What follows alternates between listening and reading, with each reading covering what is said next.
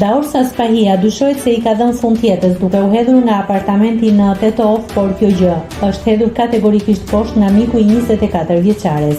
Gjatë një interviste, Arbor Zhubi ka deklaruar se shoqja e tij është vrarë nga partneri i saj. Ai ka shtuar se Daorsa së fundmi mësoi se partneri i saj, të cilët shokët e konsiderojnë vrasësin e sëres, kishte një familje paralele me 3 fëmijë dhe një grua.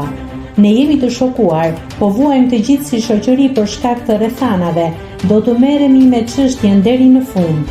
Deri më sot e kemi komentuar një mundësi të vetvrasjes, por me faktet e fundit që kemi mbledhur, ky rast është vrasje.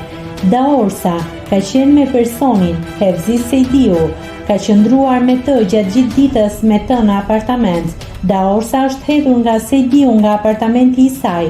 Personi pasi e ka hedhur ka zbritur dhe pasi ka konfirmuar që ka vdekur, ka shkuar te kafet ngjitur dhe ka fshirë kamerat e sigurisë. Është marrë telefoni i Daorsës dhe është zhdukur.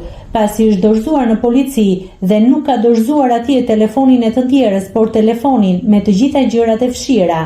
Më pas ai është liruar për 30 minuta dhe është zhdukur më pas. Ai ishte i dashur i Daorsës, ai e ka kryer për shkak se Daorsa ka marrë vesh se ai ka 3 fëmijë dhe një grua. Hevziu ka qenë i akuzuar më parë për trafikun e armëve dhe është liruar me kusht. Daorsa ka dashur të vijojë procedurat lidhore me të. 2 vite kishte një lidhje me atë djalë. Ajo ka pasur shenja dhune shumë herë më parë, ka pasur incidente edhe më parë. Provat janë fshirë, është ndërruar dhe telefoni në polici. Lokali i ka fshirë kamerat e sigurisë, tha ai.